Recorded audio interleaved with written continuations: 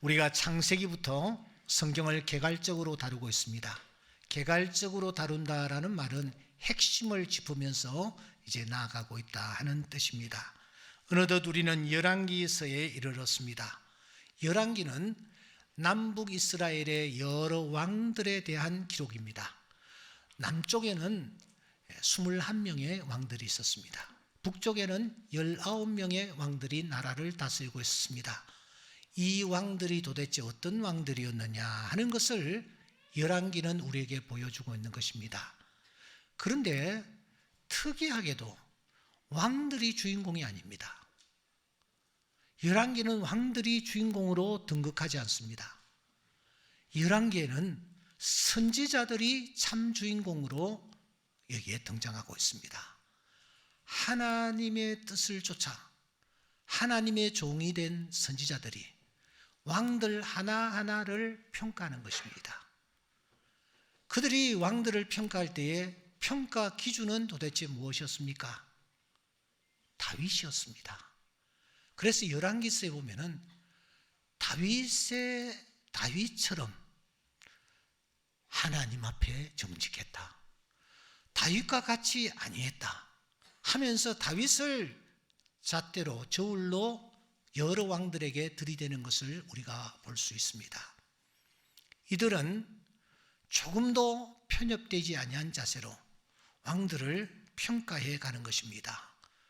이렇게 왕들을 평가했던 여러 선지자들이 열왕기에 많이 등장하고 있는데, 그 선지자들 가운데서 대표격인 선지자가 세 사람 있습니다. 엘리야, 그리고 스가랴, 그리고 엘리사입니다. 이 사람이 대표적인 선지자들입니다. 그 중에서도 대표격인 선지자는 누구일 것 같습니까? 바로 엘리야입니다.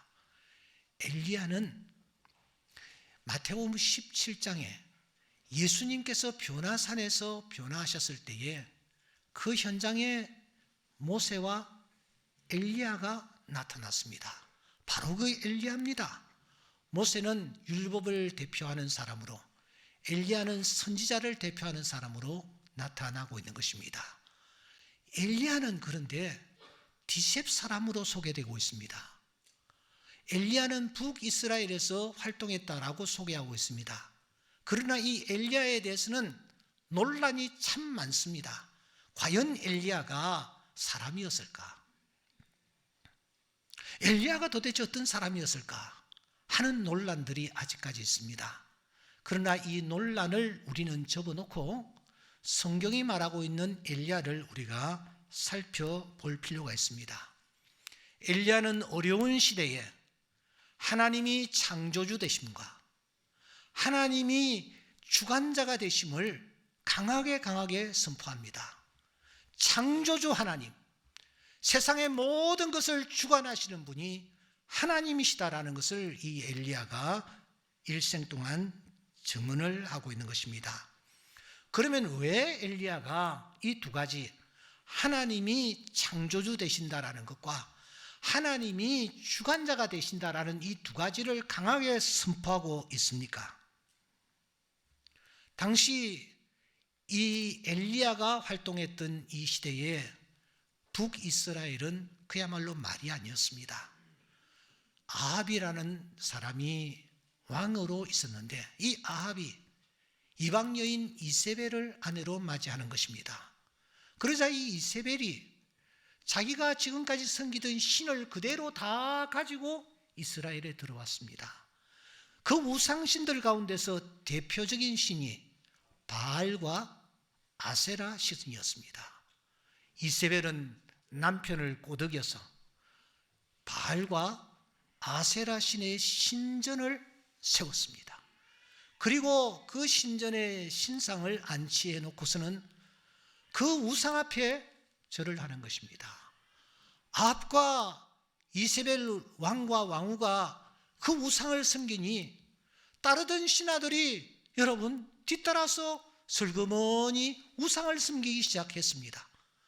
신하들이 우상을 섬기니 온 백성들이 우상을 섬겼습니다.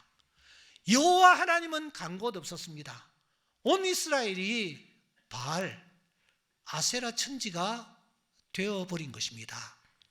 이 모습을 바라본 하나님께서 이스라엘 백성들로 하여금 깨닫도록 하기 위하여 징계를 내리십니다. 그 징계가 그 유명한 가뭄 징계입니다.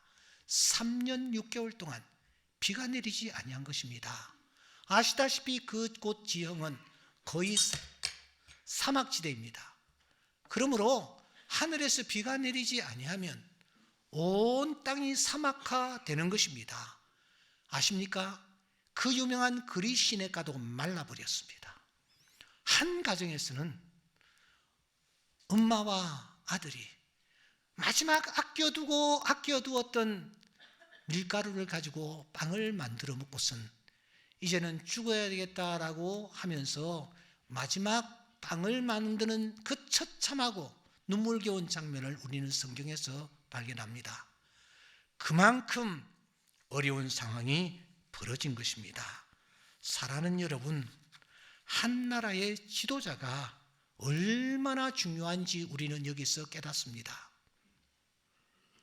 하나님이 창조주가 되시고 하나님이 주관자가 되심을 인정하고 믿고 그 하나님을 고백하며 따랐던 다윗이 이스라엘 왕이 되었을 때 이스라엘 나라는 어떠했습니까?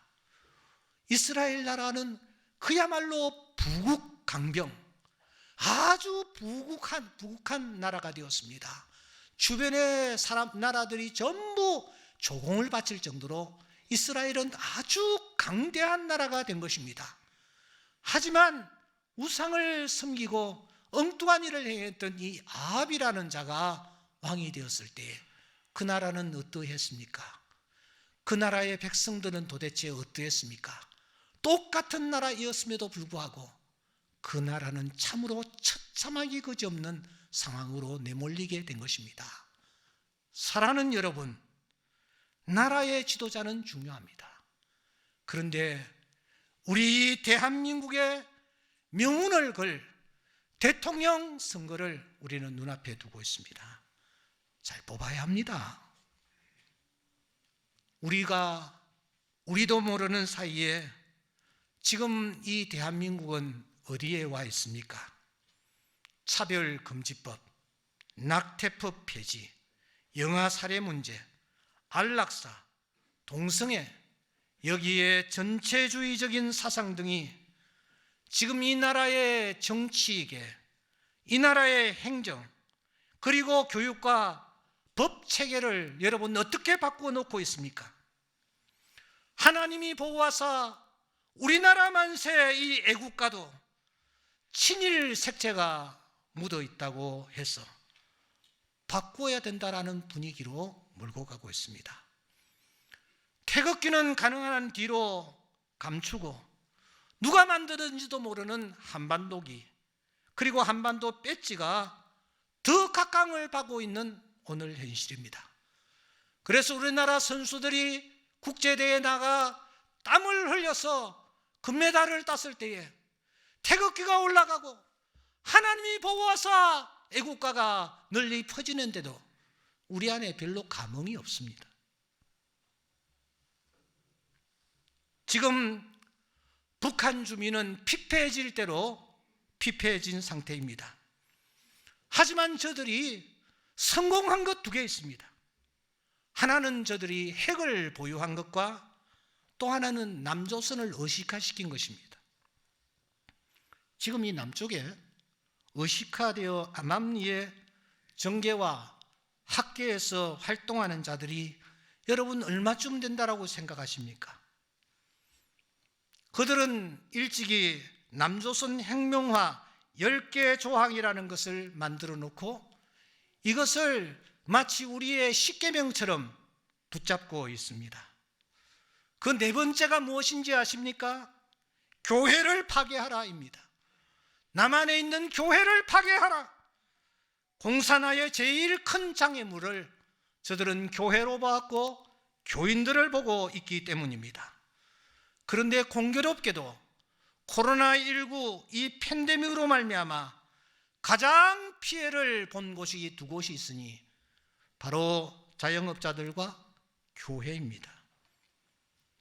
이 소상공인들과 교회가 제일 만만했던 것 같습니다. 이미 교회는 10,000개 정도가 사라져 버렸습니다. 남아있는 교회들조차도 50%의 회복이 힘들 것이라고 보고 있습니다. 현재 우리 교회도 50%에 이르지 못하고 있습니다. 하지만 우리는 여기에서 주저앉을 수가 없습니다. 왜냐하면 하나님이 살아계시기 때문입니다. 우리가 진리를 붙잡고 나아갈 때에 하나님이 우리 편이 되실 것입니다. 교회가 하나님 앞에서 잘못한 것이 있습니다. 그러므로 우리는 회개해야 합니다. 그리고 교회가 이 민족 앞에 잘못한 것만이 있습니다. 민족 앞에 겸손하게 고개를 숙이고 회개함으로 새롭게 태어나는 계기로 삼아야 합니다. 무엇보다도 우리는 이를 위해 하나님 앞에 엎드려 기도해야 될 줄 믿습니다. 하나님의 사람 엘리야처럼 말입니다. 엘리야의 기도에서 우리가 배워야 합니다. 엘리야의 기도에서 우리가 보아야 합니다. 무엇이 이런 놀라운 역사, 하늘에서 불이 내리기를 소원했을 때에 불을 내려주시고 하늘에서 비를 주시기를 원했을 때에 그 하늘에서 비를 내려주시는 이 하나님의 역사가 어떻게 해서 나타났는지 우리는 배워야 합니다. 사랑하는 여러분, 엘리야의 이 놀라운 현장을 우리가 깊이 묵상해 보면은 우리는 한 가지 단어를 발견할 수가 있습니다. 그 단어는 바로 간절함이라는 단어입니다. 간절함. 엘리야는 간절한 사람이었습니다. 그의 그 간절함이 구체적으로 어떻게 나타났습니까? 첫째, 그 간절함은 갈멜산을 찾는 것으로 출발합니다. 18장 42절에 보시면 엘리야가 갈멜산 꼭대기로 올라가더라, 그렇게 말씀이 시작되고 있습니다. 그 당시 북이스라엘의 수도는 사마리아 성이었습니다. 사마리아에서의 갈멜산은 거리가 굉장히 먼 곳입니다. 더군다나 갈멜산은 그야말로 산이었습니다. 하나님의 정원이라는 뜻을 가진 이 갈멜산, 그런데 그 갈멜산은 참 아름답습니다. 저도 그 현장에 올라가서 내려다보니 저 아래쪽으로 이스라엘 평지가 환하게 펼쳐지고 있었습니다.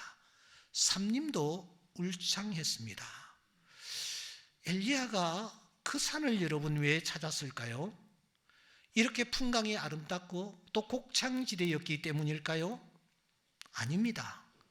엘리야가 갈멜산을 찾은 이유는 단 하나, 지난날 850명과 상대하여 그가 영적 전투를 벌였을 때에 하나님께서 그 현장에 나타나셔서 하나님께서 불로 임하셔서 그 우상을 섬기는 선지자들을 물리칠 수 있도록 은혜를 베푼 현장이었기 때문입니다. 하나님의 불이 임한 현장이었기 때문입니다. 여기에다가 동북쪽으로 바라보면 여러분, 드보라가 철병거를 이긴 다볼산이 코앞에 있습니다. 그 옆을 바라보면 기드온이 300명의 군사를 가지고 미디안의 메뚜기의 중다함 같았던 그 군사들을 물리친 사랑하는 여러분, 모래산이라는 곳이 있습니다. 이렇게 이 갈멜산을 중심으로 주변 모든 지형들은 하나님이 자기 백성들에게 은혜 베풀어 주시고 하나님이 자기 백성들에게 응답해 주신 그런 현장이라는 것입니다. 선조들의 눈물 흘리는 기도가 녹아있는 뜻깊은 장소가 바로 이 갈멜산이었습니다. 그래서 그는 소원을 가지고 그냥 아무 데서나 엎드리는 것이 아니라 갈멜산을 찾는 것입니다. 갈멜산에서 출발하는 것입니다. 여러분, 집에서, 침대 위에서, 안락한 장소에서 여행하다가 숙소에서 여러분 얼마든지 기도할 수 있습니다. 왜냐하면 바로 그곳에도 우리 주님이 계시며 우리의 기도를 들으시기 때문입니다. 하지만 여러분, 엘리야를 놓치지 마십시오. 엘리야는 먼저 기도를 시작할 때, 기도를 출발시킬 때 자신만의 갈멜산을 찾았다라는 사실을 여러분 기억하셔야 합니다. 갈멜산을 찾는 것이 기도의 시작이라는 것입니다. 다니엘은 6장 10절 말씀에 그가 조서의 왕의 도장이 찍힌 것을 알고도 자기 집에 돌아가서는 전에 행하던 대로 그렇게 말했습니다. 다니엘은 한 나라의 총리입니다. 그가 얼마나 해야 할 일들이 많았겠습니까? 그런데도 불구하고 그는 먼저 자기만의 갈멜산을 찾습니다. 자기만의 갈멜산이 어디였습니까? 바로 자기 집이었습니다. 예루살렘으로 향한 창문을 여는 그 현장이 이 다니엘에게 있어서 갈멜산이었습니다. 그는 갈멜산을 포기하지 않냐고 자기만의 갈멜산을 찾아 기도를 시작하는 것입니다. 열왕기상 3장 4절에 보시면 솔로몬은 기브온으로 나아갑니다. 이제 갓 왕이 되었습니다. 국사를 그가 챙겨야 할 것이 얼마나 많았겠습니까? 하지만 이 솔로몬은 국사를 뒤로 제치고, 여러분 예루살렘에서 기브온까지 한 15km 되는데 그곳까지 그가 나아가는 것입니다. 그곳에 나아가 하나님 앞에 일천번제를 드리는 것입니다.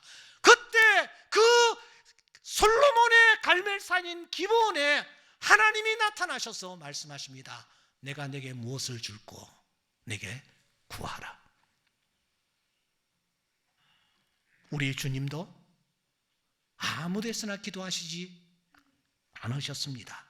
누가복음 22장 39절을 보면은 습관을 따라 이 말은 자주 그게 당신의 체질화되었다라는 것입니다. 어디입니까? 감람산이었습니다. 바로 겟세마네 동산입니다. 그곳에 주님은 습관을 따라 가셔서 그곳에 기도하신 것입니다. 그곳에 가서 기도하실 때에 하나님의 응답이 그 현장에 있었습니다. 도전합니다. 여러분의 갈멜산은 어디입니까? 기도의 사람은 자기만의 갈멜산이 있어야 합니다. 만일 없다면 어느 곳이 나의 갈멜산이 되어야 될까 고민해야 합니다. 어디가 나의 갈멜산이 되어야 할까요? 어디를 나의 갈멜산으로 삼아야 할까요? 솔로몬이 성전을 세우고 성전 헌당식을 가집니다. 그는 이렇게 기도하지요. 주께서 전에 말씀하시기를 내 이름이 거기 있으리라 하신 곳 이 성전을 향하여 주의 눈이 주야로 보시오며 주의 종이 이곳을 향하여 비는 기도를 들으시옵소서. 설명이 좀 필요합니다. 하나님이 전에 말씀하셨습니다. 내 이름이 거기 있으리라 하신 곳, 곧 그곳이 성전입니다. 성전을 향하여 주님의 눈이 주야로 주목하십니다. 그곳에 이 종이 이곳을 향하여 기도할 때에 하나님 들으시옵소서. 여러분, 그러면은 그 성전이 도대체 어디입니까? 우리 주님께서 그 성전을 어떻게 해석을 하셨습니까? 요한복음 2장 19절에 보시면 너희가 이 성전을 헐어라. 내가 사흘 동안에 일으키리라.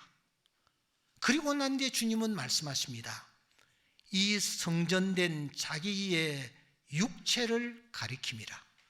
그러니까 예수님은 저 성전이 당신의 육체라고 설명하시는 것입니다.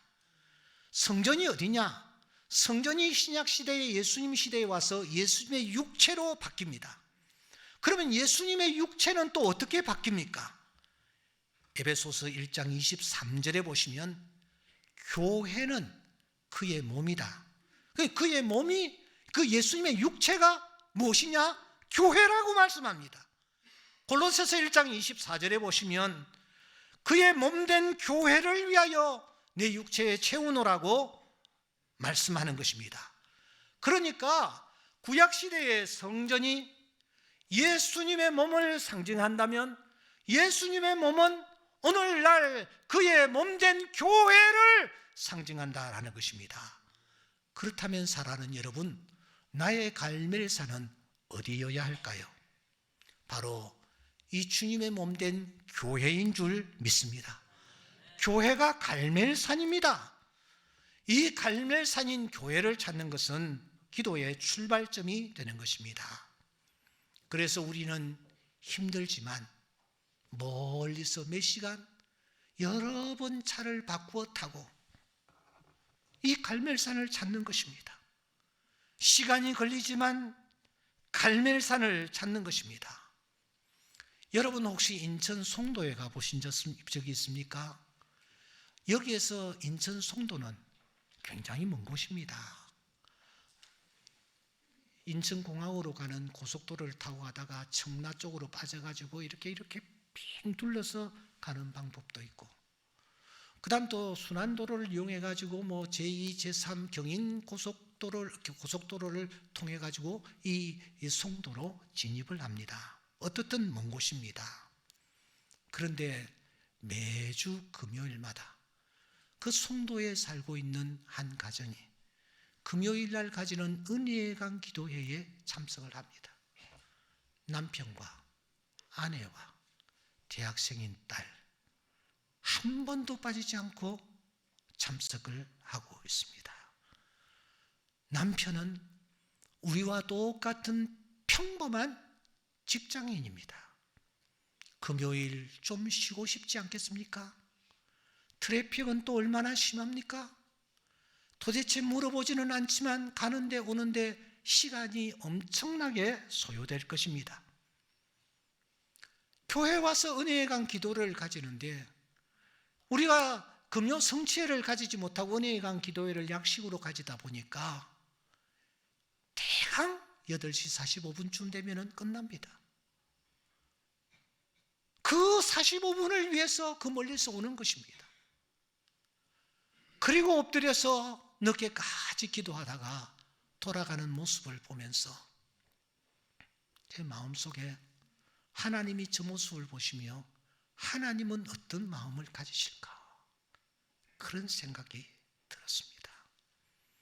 여러분, 그 집사님 가족들이 지금 시간을 허비하는 것입니까? 지혜롭지 못한 태도입니까? 그가 시간을 드리는 것, 바로 그것이 기도인 줄 믿습니다. 예수님 앞에 한 여인이 나와 옥합을 쏟아붓습니다. 그때의 그 모습을 바라본 주변 사람들이 화를 냈다 말합니다. 화를 내면서 어찌하여 그 향유를, 저 비싼 향유를 허비하는가? 라고 말합니다. 정말 허비하는 것일까요?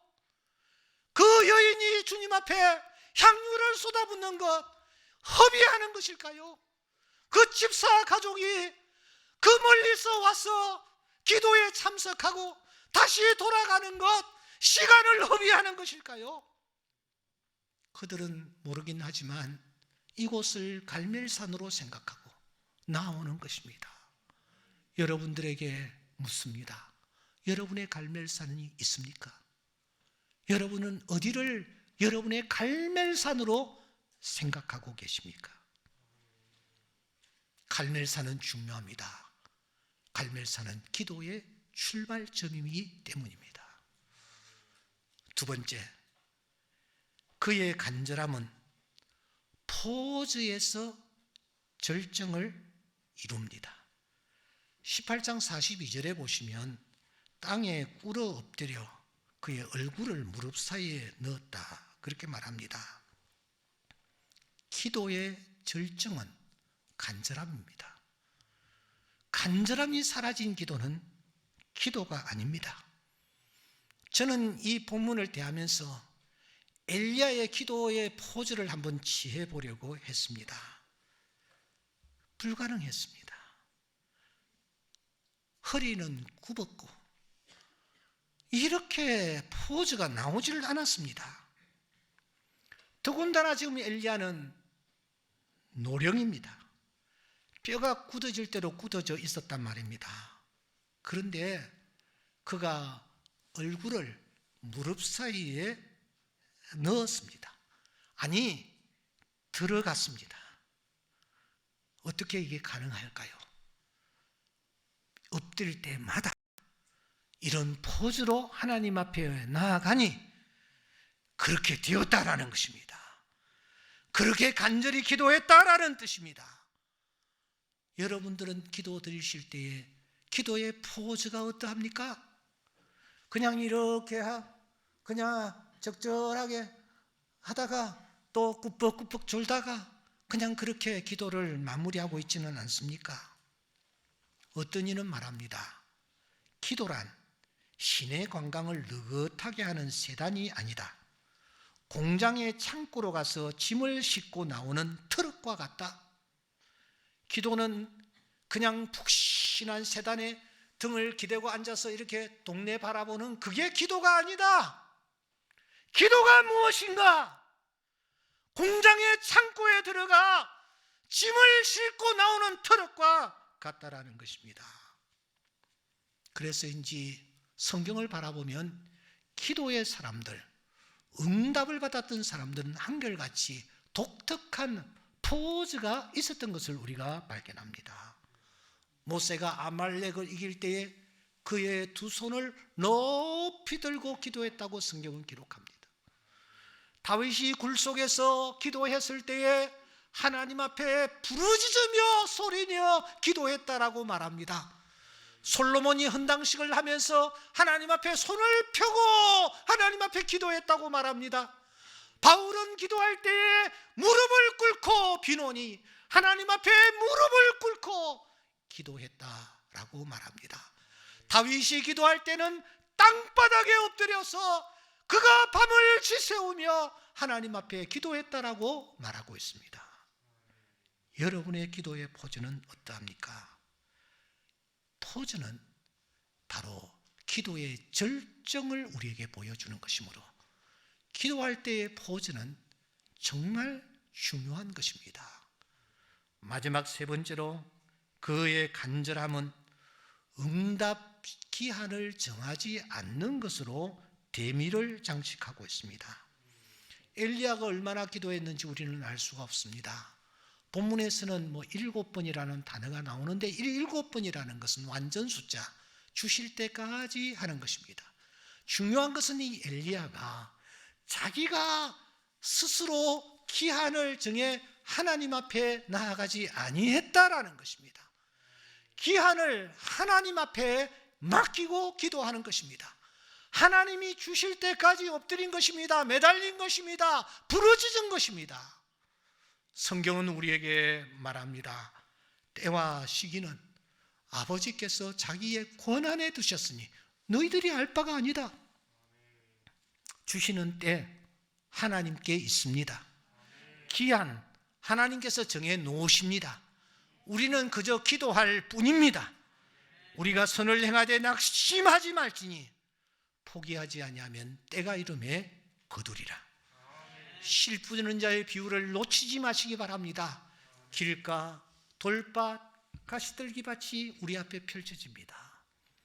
바짝 마른 삶의 현장에서 목말라 하며 우리는 힘들게 땡볕 아래서 밭을 일굽니다.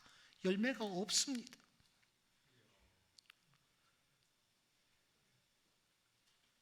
돌밭에 나가니 여기저기 뻗어나온 이 돌들 때문에 걸려 넘어지고 자빠집니다. 가시들기밭에 가니 찌르는 가시들 때문에 너무너무 고통스럽고 힘듭니다. 그래서 포기해버리는 것입니다. 조금만 더 가면 하나님이 그를 위하여 옥토를 예비해 놓고 계시는데, 그곳에서 30배, 60배, 100배의 결실을 거둘 수 있는데 여기에서 놓쳐버리는 것입니다. 길가에서 포기해버리는 자, 내가 아닙니까? 돌짝밭에서 주저앉아 있는 자가 오늘 내가 아닙니까? 가시들기 밭에서 어쩔 줄 몰라 하며 쓰러져 있는 자가 오늘 내가 아닙니까? 한 걸음만 더 나아가면 하나님이 30배, 60배, 100배의 결실을 거둘 수 있는 옥토를 마련해 놓고 계시는데 우리가 여기에서 주저앉아 있지는 않습니까? 하나님은 오늘 또 우리에게 선한 것을 예비해 놓으시고 허락해 주시기 위하여 기다리시는 분이십니다. 그 하나님은 때와 기한을 가지고 계십니다. 그 하나님께 모든 것을 맡기고 나아갈 때에 하나님이 예비해 놓으신 놀라운 축복이 오늘 나에게 나타나게 될 줄 믿습니다. 사랑하는 성도 여러분, 간절함이 있습니까? 내 기도에 간절함이 배어 있느냐라는 것입니다. 간절함이 무엇입니까? 갈멜산을 찾아가는 것이 간절함의 출발입니다. 간절함이 무엇입니까? 이 간절함은 내가 머리를 무릎 사이에 넣는 그 포즈가 나의 간절함의 절정입니다. 간절함이 무엇입니까? 기한을 하나님께 맡기고 하나님이 주실 때까지 내가 엎드리는 것입니다. 이 간절함이 오늘 나에게 있느냐라는 것입니다. 말씀을 이제 마무리해야 되겠습니다. 이 엘리야의 간절함을 보면서 우리가 정말 도전받아야 할 것 하나 있습니다. 여러분, 성경 18장 1절을 한 번만 더 열어보시기 바랍니다.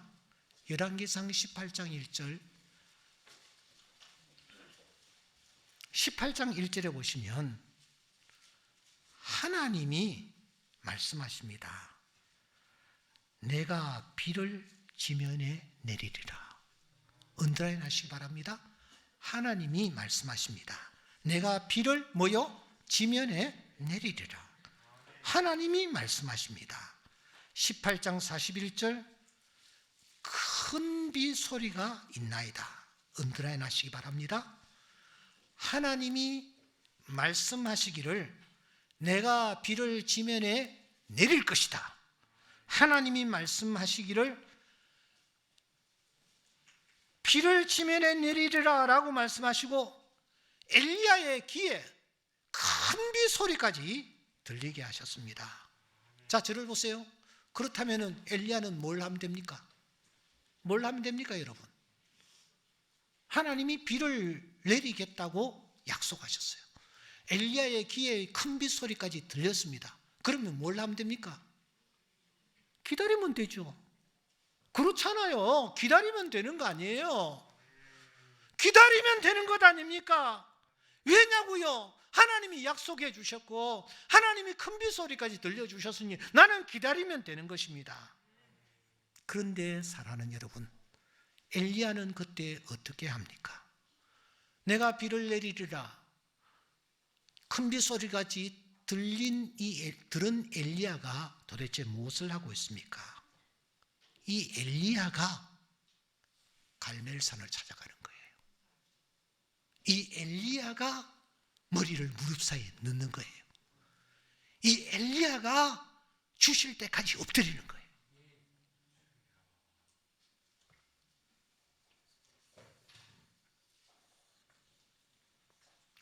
하나님이 약속을 해주셨습니다. 하나님이 빗소리까지 들려주셨습니다. 하나님의 약속은 여러분 어떻게 됩니까? 무엇이 됩니까? 고린도서 1장 20절, 하나님의 약속은 얼마든지 그리스도 예수 안에서 이해가 된다, 아멘이 된다, 이루어진다라는 말 아닙니까? 그렇습니다. 하나님의 약속은 얼마든지 언제든지 무엇이든지 다 이해가 됩니다. 그런데 그럼에도 불구하고 엘리야가 어떻게 합니까? 그가 기도한다라는 것입니다. 갈멜산을 찾는다라는 것입니다. 무릎을 머리 사이에 넣고 기도한다라는 것입니다. 그가 주실 때까지 엎드린다라는 것입니다. 이것은 무엇을 뜻합니까? 여러분 한 번만 따라해 봅시다. 하나님의 약속은 기도라는 그릇을 통해 우리에게 임한다. 하나님의 약속은 뭐요? 기도라는 그릇을 통해 우리에게 임합니다.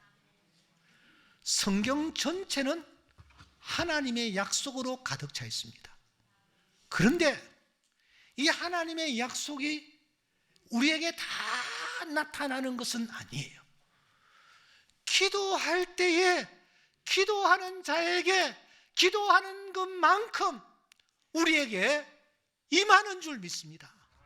엘리야가 우리에게 보여주려는 것이 바로 이것입니다. 하나님의 약속이 있었다. 내가 비를 내리리라. 하지만 나는 갈멜산을 찾아갔다. 나는 머리를 무릎 사이에 넣고 기도했다. 나는 주실 때까지 기도했다.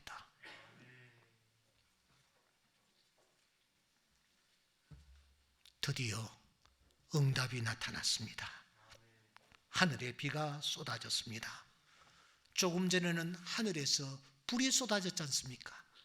이번에는 물이 쏟아졌습니다. 그때 엘리야는 빗속을 달려가는 것입니다. 그것도 아합 왕 앞에서 달려가는 것입니다. 빗속을 달리면서 지금 엘리야가 무엇을 온몸으로 외치고 있습니까? 하나님이 살아계신다. 하나님이 전심으로 자기를 찾는 자들에게 상을 허락하신다. 구하라 그러면 주실 것이요, 찾으라 그러면 찾을 것이요, 문을 두드리라 그러면 열리리라고 말씀하신 하나님은 참 하나님이시다. 불을 내려달라 할 때에 불을 내려주셨고 물을 내려달라 할 때에 물을 내려주시는 분, 내 하나님이시다. 이것을 그가 지금 온몸으로 표현하고 있는 것입니다. 온몸이 흠뻑 젖었을 것입니다.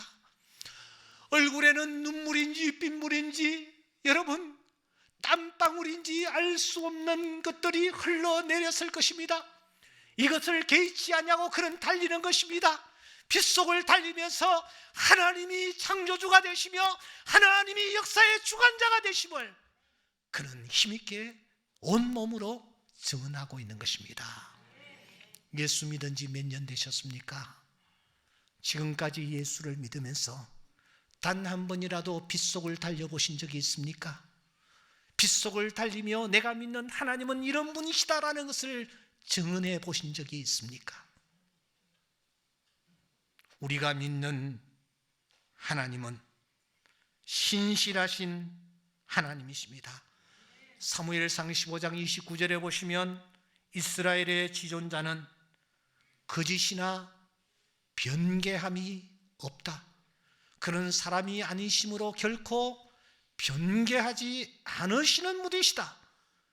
하나님은 오늘도 우리에게 약속하십니다. 너희가 내 안에 거하고 내 말이 너희 안에 거하면 무엇이든지 원하는 대로 구하라. 그리하면 이루리라. 금년 한 해 얼마 남지 아니했습니다. 이 한 해 동안 하나님이여 나도 빗속을 한번 달려가게 하여 주시옵소서. 빗속을 달리는 자 되게 하여 주시옵소서. 내가 달리면서 내 온몸으로 하나님이 살아계시며 오늘 또 전심으로 자기를 찾는 자들에게 은혜 베풀어 주시는 분이심을 증언하는 삶을 살아가게 하여 주시옵소서. 이 기도가 우리의 기도가 될 수 있기를 주의 이름으로 축원합니다. 기도드리겠습니다.